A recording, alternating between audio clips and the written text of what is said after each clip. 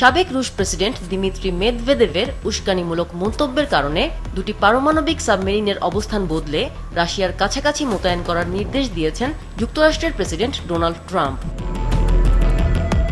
শুক্রবার নিজের সামাজিক যোগাযোগ মাধ্যম ট্রুথ সোশ্যালে পোস্ট দিয়ে ট্রাম্প জানান, সাবেক রুশ প্রেসিডেন্ট দিমিত্রি মেদভেদেভের সাম্প্রতিক বক্তব্য অত্যন্ত উস্কানিমূলক। তার এই বোকামি এবং উস্কানিমূলক কথাগুলো সাধারণ বক্তব্যের চেয়েও যদি বেশি কিছু হয়, তাই তিনি দুটি পারমাণবিক সাবমেরিনকে উপযুক্ত অঞ্চলে মোতায়েন করার নির্দেশ দিয়েছেন।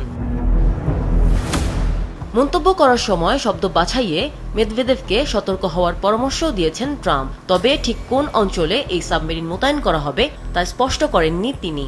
নিজ দেশের নাগরিকদের সুরক্ষা দিতেই এই সিদ্ধান্ত নিয়েছেন বলে সাংবাদিকদের এক প্রশ্নের জবাবে জানিয়েছেন Trump. We just have to be careful. And a threat was made and we didn't think it was appropriate, so I have to be very careful. So I do that on the basis of safety for our people. A threat was made by a former president of Russia, and we're going to protect our people. গত মঙ্গলবার রাশিয়ার কাছে ইউক্রেনে যুদ্ধবিরতিতে রাজি হওয়ার জন্য 10-12 দিন সময় আছে বলে মন্তব্য করেন ট্রাম্প। নিষেধাজ্ঞার হুমকিও দেন। এরপর থেকে রাশিয়ার নিরাপত্তা পরিষদের ডেপুটি চেয়ারম্যান মেদভেদেভ বিভিন্ন সময় ট্রাম্পকে কটাক্ষ করেছেন।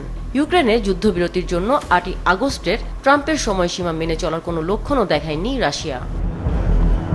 ট্রাম্প মেদভেদেভকে তার কথার দিকে নজর রাখতে বলার পর সম্প্রতি মেদভেদেভ মার্কিন প্রেসিডেন্টের বিরুদ্ধে আল্টিমেটামের খেলায় লিপ্ত হওয়ার অভিযোগ আনেন এবং তাকে মনে করিয়ে দেন রাশিয়ার কাছে সোভিয়েত যুগেই পারমাণবিক হামলার ক্ষমতা ছিল।